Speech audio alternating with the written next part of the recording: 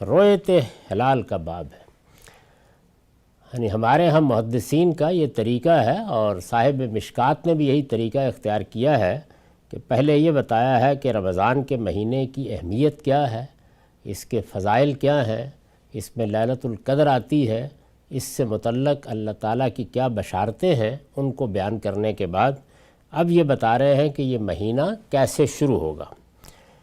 تو یہ رویت ہلال کا باب ہے۔ ان ابن عمر قال قال رسول اللہ صلی اللہ علیہ وسلم لا تصوموا حتى تروا الہلال ولا تفطروا حتى تروا فإن غم علیکم فاقدروا له وفی روایت قال الشہر 29 لیلہ فلا تصوموا حتى تروا فإن غم علیکم فاکملوا العدۃ 30۔ رسول اللہ صلی اللہ علیہ وسلم کے زمانے میں رمضان کی تعین کیسے کی جاتی تھی؟ ظاہر ہے کہ قمری سال کے لحاظ سے اگر کوئی چیز بھی مقرر کی جائے گی تو اس میں چاند ہی فیصلہ کرے گا۔ چاند کا طلوع، چاند کا غروب، چاند کے طلوع و غروب اور اس کے مختلف منازل سے گزرنے ہی کو اللہ تعالیٰ نے مہینے کی علامت بنایا ہے۔ یہ بات قرآن مجید میں بھی بیان ہوئی ہے اور یہ بات ہمارے عام مشاہدے کی بات بھی ہے، لیکن اس کے ساتھ ہی جب سے لوگ چاند کو دیکھ رہے ہیں اور اس سے کچھ حساب کر رہے ہیں، وہ یہ جانتے ہیں کہ یہ مہینہ یعنی جو چاند کی گردش سے یا اس کے مختلف منازل سے گزرنے سے جو مہینہ پیدا ہوتا ہے، یہ ایک ہی طرح نہیں ہوتا۔ یہ کبھی 30 کا ہوتا ہے، کبھی 29 کا ہوتا ہے، یعنی اس میں یہ تبدیلی آتی رہتی ہے۔ اگر تو ہمیشہ 30 کا ہوتا تو پھر تو کوئی مسئلہ نہیں تھا، طے ہو جاتا اور اس کے بعد لوگ اس کی ابتدا کر لیتے، اس کا خاتمہ کر لیتے، لیکن چونکہ یہ تبدیل ہوتا رہتا ہے تو اس لیے یہ سوال پیدا ہوا رسالت مآب صلی اللہ علیہ وسلم کے زمانے ہی میں، اور مذہبی لحاظ سے یہ سوال مستبد نہیں ہے۔ قرآن مجید نے بھی یہ تاکید کی تھی کہ پورے مہینے کے روزے رکھو، یعنی جب یہ مہینہ آ جائے تو پورے مہینے کے روزے رکھو۔ تو پورے مہینے سے کیا مراد ہے؟ یعنی پورے مہینے کا مطلب کیا 30 دن پورے کرنا ہے؟ تو حضور نے فرمایا کہ نہیں، یہ مہینہ چونکہ 29 دن کا بھی ہوتا ہے، اس لیے چاند نظر آ جائے تو 29 پر نظر آ جائے تو وہاں مہینے کو شروع کر لو، وہاں مہینہ ختم کر دو، اور اگر چاند نظر نہ آئے تو چونکہ یہ مشاہدے سے ثابت ہو چکا ہے کہ یہ 30 دن سے زیادہ کا نہیں ہوتا تو بس پھر 30 دن ہی پورے کرنے پڑیں گے۔ یہ مضمون ہے جو ان تمام روایات کو سامنے رکھنے سے واضح ہو جاتا ہے۔ اصل بات یہ تھی، یعنی اس میں یہ بتانا مقصود ہی نہیں تھا کہ چاند دیکھ کر مہینے کی ابتدا کرنی ہے، اصل موضوع یہ نہیں تھا۔ اصل موضوع یہ تھا کہ چونکہ مہینہ 29 کا بھی ہوتا ہے، اس وجہ سے اس پر اصرار نہیں کیا جائے گا کہ 30 دن ہی پورے کرنے ہیں۔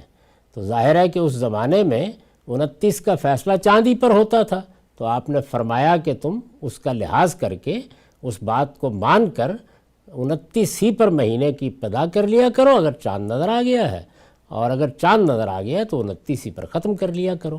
یہ اس زمانے میں لوگوں کے عام مشاہدے کی چیز تھی، اسی کو آپ نے بنیاد بنایا اور یہ فرمایا کہ جب چاند نظر نہیں آیا تو پھر کوئی وجہ نہیں ہے کہ تم روزے شروع کرو، اور اگر چاند نظر نہیں آیا تو کوئی وجہ نہیں ہے کہ تم رمضان کو ختم کر دو۔ اور یہ یاد رکھو کہ اگر کسی موقع کے اوپر چاند کا معاملہ مشتبہ ہو جائے، یعنی بادل رہے ہیں، دیکھنے کا موقع نہیں ہے، غم علیکم کے الفاظ ہیں، تو اندازہ کر لو۔ اور اس کے بعد دوسرے طریقے سے وضاحت فرمائی کہ یہ کس لیے ہے؟ اس لیے کہ شہر یا مہینہ والشہر 29 لیلہ، یہ 29 کا بھی ہوتا ہے، تو اس وجہ سے اس وقت تک روزہ نہ رکھا کرو جب تک دیکھ نہ لو، اور اگر کوئی معاملہ مشتبہ ہو جائے یا کہیں بادل ہیں یا کسی وجہ سے نظر نہیں آیا تو پھر 30 کی مدت پوری کر لیا کرو۔ یعنی چونکہ عام مشاہدے سے یہ بات ثابت ہو چکی ہے علمی طریقے پر کہ 30 سے زیادہ کا نہیں ہوتا، تو وہاں پھر چاند دیکھنے کی ضرورت نہیں ہے۔ اس سے خود بخود یہ معلوم ہوا کہ اگر 29 کے معاملے میں بھی ہم کسی سائنسی طریقے سے یقینی فیصلے تک پہنچ جائیں تو اس میں بھی اس کی پھر ضرورت نہیں ہوگی۔ ابو ہریرہ کی روایت ہے، وعن ابی ہریرہ قال قال رسول اللہ صلی اللہ علیہ وسلم صوموا لرؤیتہ وافطروا لرؤیتہ فإن غم علیکم فاکملوا عدۃ شعبان 30۔ رسول اللہ صلی اللہ علیہ وسلم نے فرمایا، چاند دیکھو تو رمضان شروع کر دو، دیکھو تو ختم کر لو، لیکن اگر بادل ہوں، کسی وجہ سے چاند نظر نہ آئے تو پھر شعبان کے 30 روزے پورے کر لیا کرو۔ میں یہ عرض کر چکا ہوں کہ رسول اللہ صلی اللہ علیہ وسلم نے جو بات اصلاً فرمائی تھی وہ تمام روایات کو سامنے رکھ کر دیکھا جائے تو بالکل واضح ہو جاتی ہے۔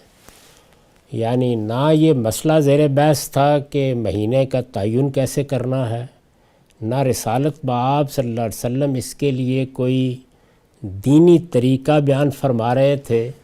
اصل مسئلہ یہ تھا کہ جب قرآن مجید نے یہ تاکید کی کہ من شاہد منکم الشہر فلیصمہ، اس مہینے کو جو شخص بھی اپنی زندگی میں پائے وہ اس پورے مہینے کے روزے رکھے، تو مذہبی لحاظ سے چونکہ لوگ احتیاط کا رویہ اختیار کرتے ہیں تو یہ اندیشہ تھا کہ کہیں لوگ اس بات پر اصرار نہ کرنے لگ جائیں کہ پورے مہینے کے روزے اسی صورت میں ہوں گے کہ 30 روزے رکھے جائیں۔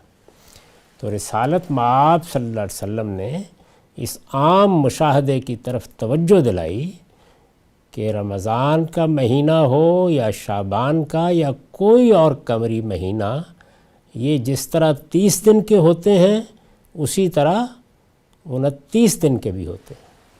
یعنی جو اصل بات زیر بحث تھی وہ صحیح مسلم کی روایت میں بالکل واضح ہو جاتی ہے، اور میں نے اس پر اپنی کتاب مقامات میں ایک مضمون لکھ کر بتا دیا ہے کہ دونوں ہی بزرگ یعنی عبداللہ بن عمر رضی اللہ عنہ جلیل القدر صحابی اور ابو ہریرہ رضی اللہ عنہ یہ بات روایت کر رہے ہیں، جتنے طریق ہیں وہ انہی سے ہیں، اور دونوں سے اصل بات بھی بالکل واضح لفظوں میں معلوم ہو جاتی ہے، اور وہ واضح تعبیر یہ ہے کہ الشہر 29، یعنی رسول اللہ صلی اللہ علیہ وسلم نے فرمایا کہ مہینہ 29 دن کا بھی ہوتا ہے۔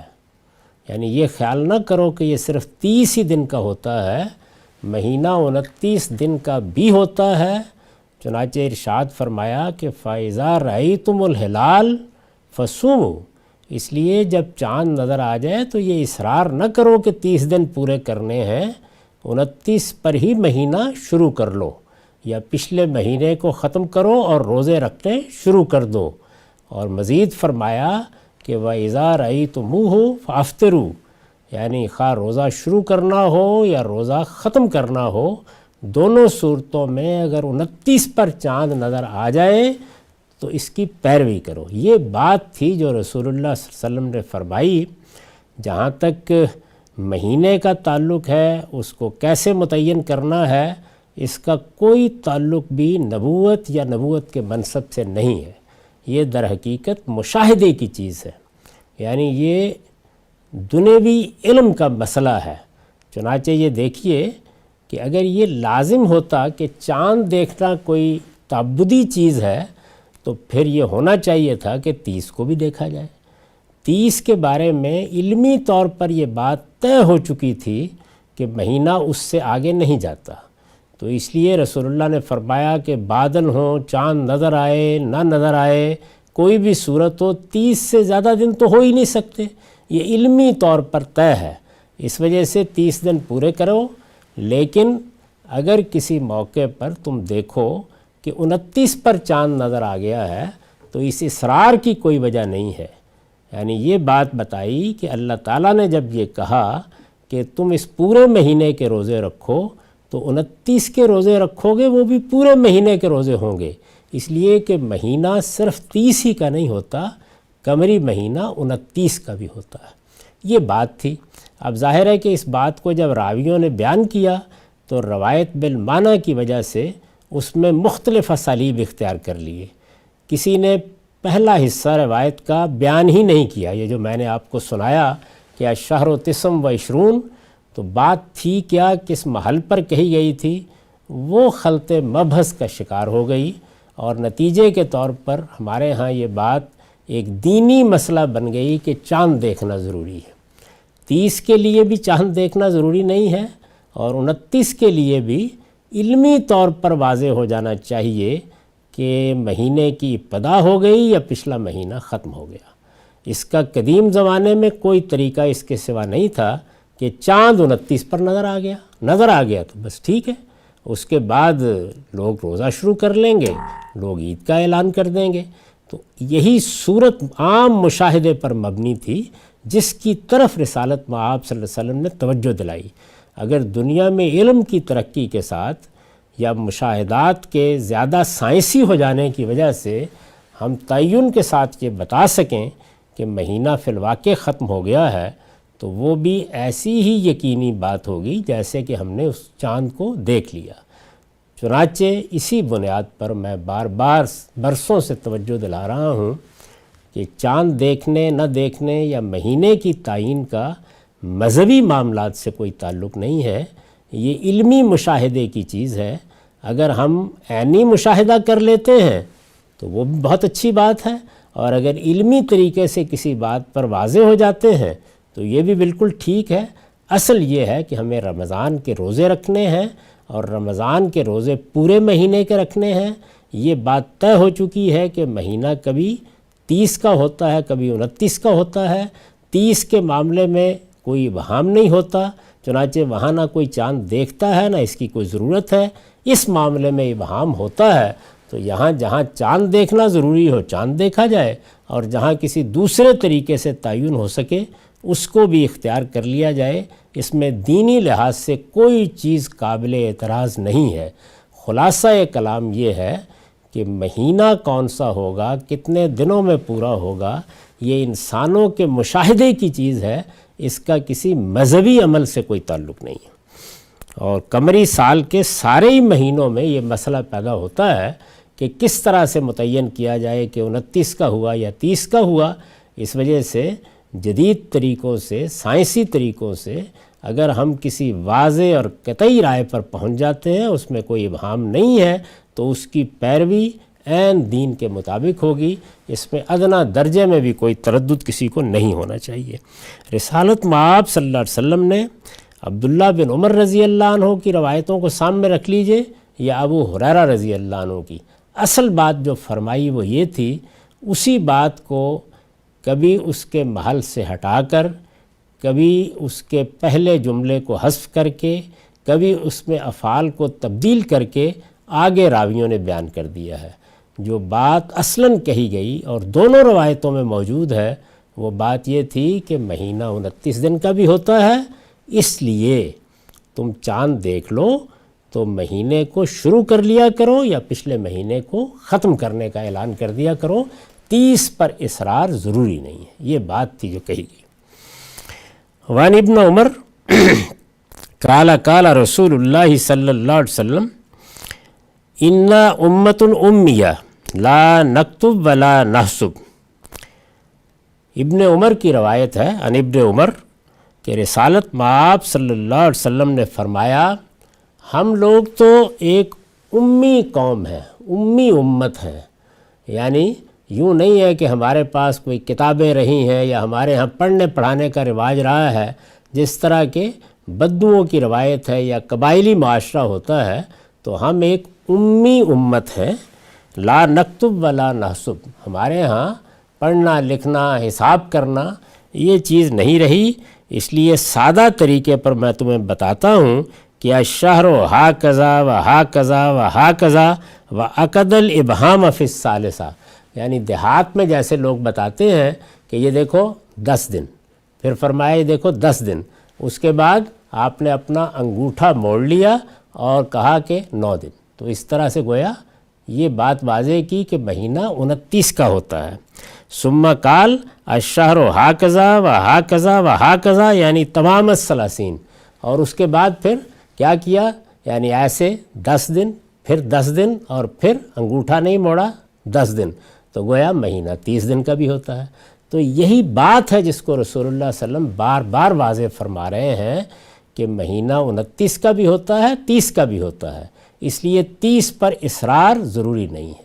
اگر 29 کا ہے تو وہ بھی پورے مہینے کے روزے ہیں، اور اگر 30 کا ہے تو وہ بھی پورے مہینے کے روزے ہیں.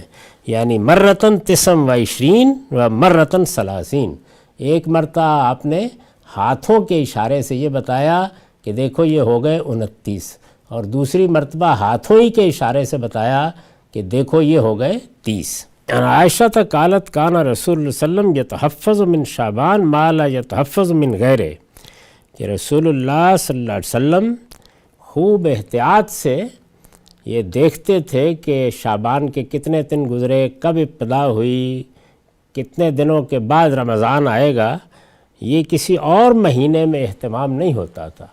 یعنی قمری مہینوں کے بارے میں لوگ اپنی رائے قائم کرتے رہتے تھے اور اس کے لحاظ سے تاریخیں بھی بیان کرتے رہتے تھے، لیکن شعبان میں یہ خصوصی اہتمام شروع ہو جاتا تھا. یہی وہ بات ہے جو پیچھے بھی بیان ہوئی ہے. پیچھے بھی یہی بیان ہوا ہے کہ رسول اللہ صلی اللہ علیہ وسلم نے یہ ہدایت فرمائی کہ شعبان کی ابتدا ہی سے حساب کرنا شروع کر دیا کرو. تو آپ بھی یہی کرتے. ثم یصوم لرؤیت رمضان، یعنی دن گنتے، حساب رکھتے، شعبان کے کتنے دن گزر گئے. اس کے بعد جب وہ وقت آ جاتا کہ رمضان کا چاند دیکھ لیتے تو بس اس کی ابتدا کر لیتے. فَإِنْ غُمَّ عَلَيْهِ أَدَّى 30 يَوْمًا ثُمَّ صَامَ. اور اگر ایسا ہوتا کہ بادل ہے، چاند نظر نہیں آیا، کسی وجہ سے دھند چھائی ہوئی تھی یا کوئی اور چیز تھی، اشتباہ ہو گیا، تو بس پھر 30 پورے کر لیتے تھے. اس میں بھی وہی تعلیم ہے کہ جو بات ظن غالب میں سامنے آ رہی ہو یا جس طرف یقین کا زیادہ رجحان ہو، اس کی بنیاد پر فیصلے کر لینے چاہیے. اس میں جو عام طور پر ایسی فضا پیدا کر دی جاتی ہے کہ ایک روزہ رہ گیا یا کھایا گیا یا عید غلط وقت پہ ہو گئی، تو رسالت پاک صلی اللہ علیہ وسلم کے طرز عمل کی جتنی روایتیں ہمارے سامنے آتی ہیں یہ بتا رہی ہیں کہ بس قرائن جس چیز کے حق میں ہے اطمینان سے فیصلہ کر لینا چاہیے، اور اللہ تعالیٰ کے بارے میں ہمیشہ اعتماد رکھنا چاہیے کہ وہ بندوں کی نیت، بندوں کے ارادے کو سامنے رکھتے ہیں. اس میں اگر کوئی غلطی ہو جاتی ہے تو اس پر ہرگز کوئی مواخذہ نہیں ہوگا.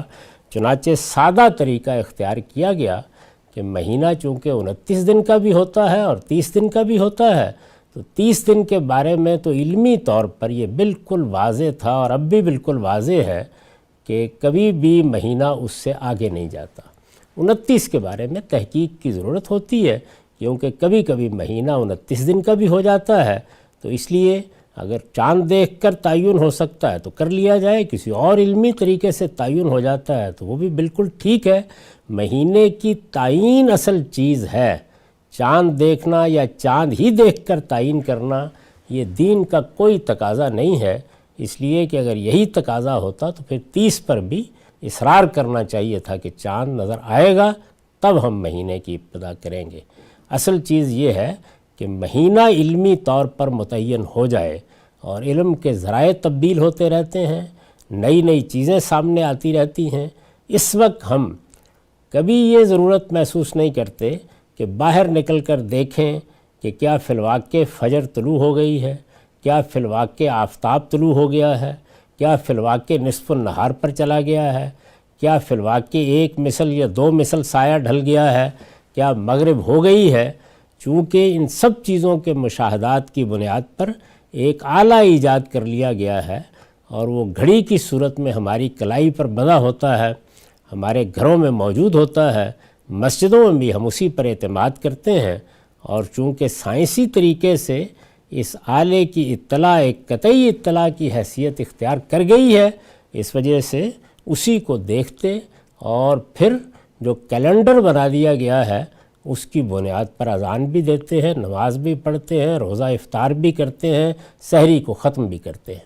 یہی صحیح طریقہ ہے، یعنی جو چیزیں لوگوں کے مشاہدات سے متعلق ہیں وہ مشاہدات ہی پر مبنی رہیں گی، ان کو ایک دینی چیز بنانے کی کوئی وجہ نہیں ہے۔ یعنی یہ بات کہ جمعہ کس دن آئے گا، یہ بات کہ ہفتے کے دن کتنے ہوتے ہیں، یہ بات کہ قمری مہینہ کیسے ہوگا، یہ سب کے سب علمی مشاہدات پر مبنی چیزیں ہیں۔ ان کے پیچھے دنیا کی عمومی روایت کام کر رہی ہے۔ ہمارے لیے اس کی تحقیق میں پڑھنے کی کوئی ضرورت نہیں ہے کہ یہ فی الواقع درست ہے یا فی الواقع درست نہیں ہے، بس جو قرائن جس چیز کو ایک ظن غالب کے طریقے پر سامنے لائیں گے اس پر ہم عمل کریں گے، اور یہی ہمارے دین کا طریقہ ہے۔ اس میں جو علمی معلومات بھی میسر آئیں اور جو نئے پہلو بھی سامنے آئیں ان پر اسی طرح اعتماد کیا جائے گا جس طرح قدیم علم کے اس مشاہدے پر اعتماد کیا جاتا تھا اور کیا جاتا ہے کہ قمری مہینہ 30 دن سے زیادہ کا نہیں ہوتا۔ یہ ظاہر ہے کہ علمی مشاہدے ہی کا بیان ہے، یہ کوئی آسمانی ہدایت نہیں ہے۔ رسالت مآب صلی اللہ علیہ وسلم نے بھی اسی کی طرف توجہ دلائی ہے اور یہ بتایا ہے کہ ایسے معاملات میں بس یہیں تک رہو۔ وآخر دعوانا الحمدللہ رب العالمین۔